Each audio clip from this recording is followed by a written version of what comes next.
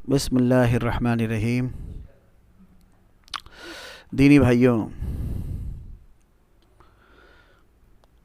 چاروں طرف کے کارگزاری کو سننے کے بعد ضرورت اسی کی محسوس کری کہ آپ حضرات سے بات کی جائے۔ ایک بات تو یہ ہے کہ ہر آدمی اپنی اپنی ہمت کے برابر کام کر سکتا ہے اور کر رہا ہے۔ اگر کسی کی ہمت زیادہ اور بلند درجے کی ہے تو وہ کسی چھوٹی اور کمزور ہمت والے کو دیکھ رہا ہے تو اس کو یہ نہ کہے کہ یہ دامن بچا رہا ہے اور یہ دعوت کا کام کرنے میں بزدل ہو گیا، بلکہ بس یوں ہی کہے کہ ہر شخص اپنی اپنی ہمت کے بقدر کام کر رہا ہے اور ہر ایک سے محبت کی بات کی جائے اور اپنانے کی بات کی جائے۔ کسی کی کمزوری کو دل میں زبان پر نہ لایا جائے۔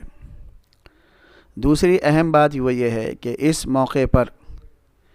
جو سب سے زیادہ صفت کی ضرورت ہے اور خوبی کی ضرورت ہے وہ ہے ہمت، بلند حوصلہ۔ تو جتنا ہم حوصلے کو بلند رکھیں گے اتنا ہی کام کرنا آسان ہوگا، اور بلند حوصلہ رکھنے کے لیے ہمیں نبیوں کی طرف دیکھنا ہے، رسولوں کی طرف دیکھنا ہے، صحابہ کی طرف دیکھنا ہے اور حضرت محمد صلی اللہ علیہ وسلم کی طرف دیکھنا ہے۔ بدنامی وہ تو نبیوں کے ساتھ بھی تھی اور صحابہ کے ساتھ بھی تھی، تو کیا ہم میں سے کوئی کام کرنے والا ان سے زیادہ اچھا ہو گیا جو بدنامی کی وجہ سے کام نہ کرے یا ڈر جائے، سہم جائے؟ سماچار پتروں کی جہاں تک باتیں ہیں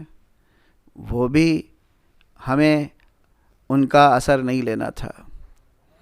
آس پڑوس کے مسلمانوں کی صورتحال ہے، ذہنی حالت ہے، ان کی فکری حالت ہے، تو آپ یہ بتائیے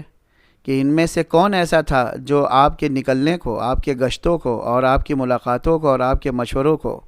تعریف کرتا ہو اور اچھی نگاہ سے دیکھتا ہو؟ یہ تو سبھی